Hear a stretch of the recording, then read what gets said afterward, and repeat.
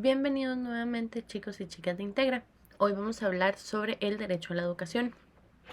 Este es un derecho que es propio de toda persona. Sin embargo, es importante reconocer que posee una protección especial sobre los niños, niñas y adolescentes. El mismo está tutelado internacionalmente en la Convención de las Naciones Unidas sobre los Derechos del Niño, en los artículos 28 y 29 para ser específicos, y nacionalmente en el Código de la Niñez y la Adolescencia, en el artículo 56 al 72. Textualmente, el artículo 28 de la Convención indica que los Estados partes reconocen el derecho del niño a la educación a fin que se pueda ejercer progresivamente y en condiciones de igualdad de oportunidades de ese derecho.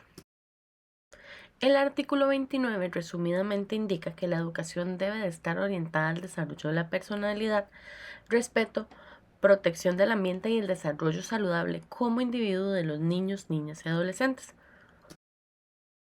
El Código de la Niñez y la Adolescencia, en sus numerales, habla del desarrollo de las potencialidades de los menores, la permanencia en el sistema educativo, las políticas que debe tener el país, el derecho a la enseñanza gratuita y obligatoria, el derecho a la publicación técnica, el derecho a la educación especial, la divulgación de derechos y garantías, la participación del proceso educativo, cuáles son los deberes del Ministerio de Educación Pública y la prohibición de prácticas discriminatorias.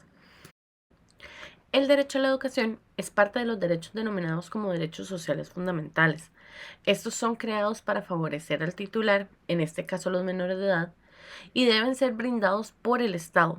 Esto no significa que la educación no pueda ser cubierta por personas privadas si éstas cuentan con los medios económicos para hacerlo. El sistema costarricense tiene una serie de mecanismos o institutos para garantizar el derecho a la educación. Primeramente, vamos a hablar sobre la gratuidad de la educación.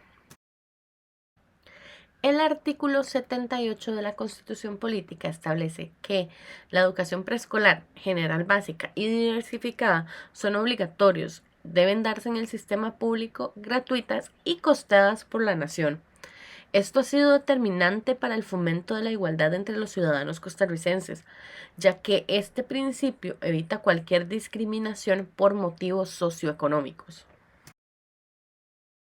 Es importante referirnos también a la gratuidad en referencia a los implementos requeridos para la educación, como lo son los materiales, útiles, uniformes y entre otros, ya que muchas familias costarricenses carecen de recursos materiales y económicos suficientes para poder costear estos gastos, y esto puede llegar a incidir en la desescolarización o deserción escolar.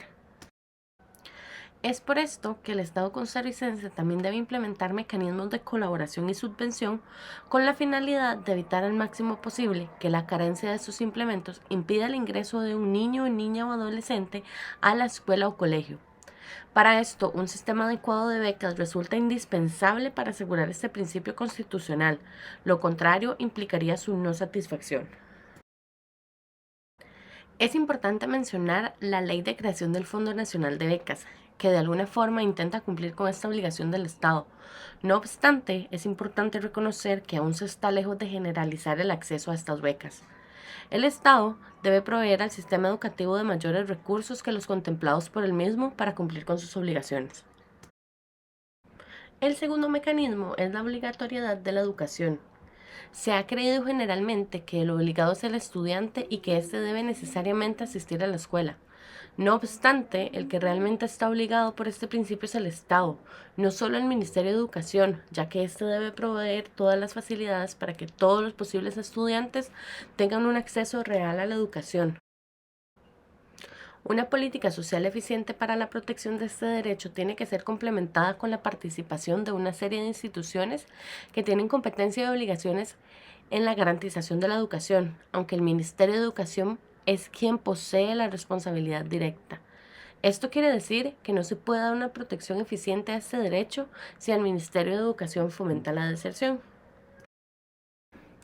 Podemos concluir que el Estado debe asegurar que la mayor cantidad de menores de edad accedan a la educación desde tres perspectivas: contar con suficiente infraestructura y capacidad docente para que todos los que quieran matricular puedan hacerlo, evitar la desescolarización o deserción escolar, tratar de capturar y fomentar que todos los menores de edad que se encuentren en edad escolar pero que no estén inmersos en el sistema educativo vuelvan o ingresen por primera vez al sistema.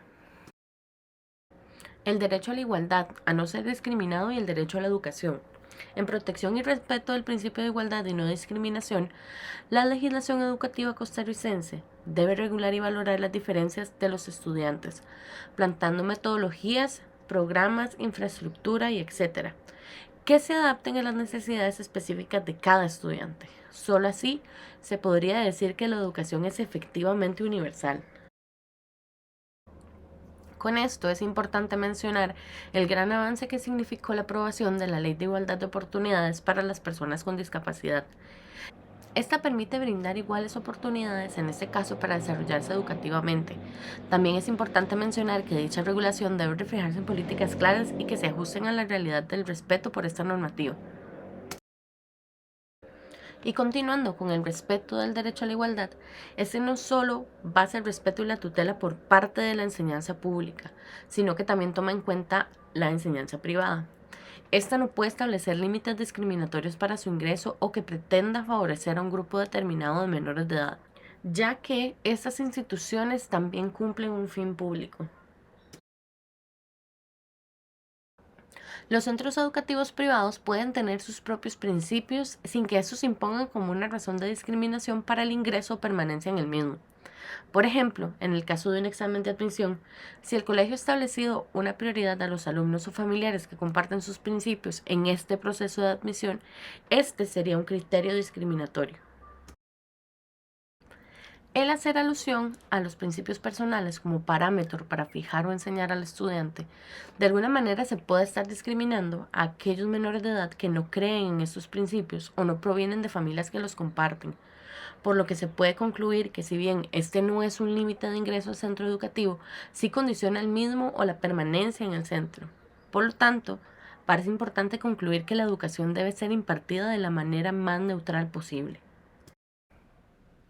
Como conclusión, es importante afirmar que el derecho a la educación es un derecho que su titularidad le corresponde a todo ser humano, independientemente de su edad, y de que si éste se encuentre o no inmerso en el sistema educativo. Esto sería todo en referencia al derecho a la educación. Muchas gracias a todos por su atención y nos vemos en un próximo video.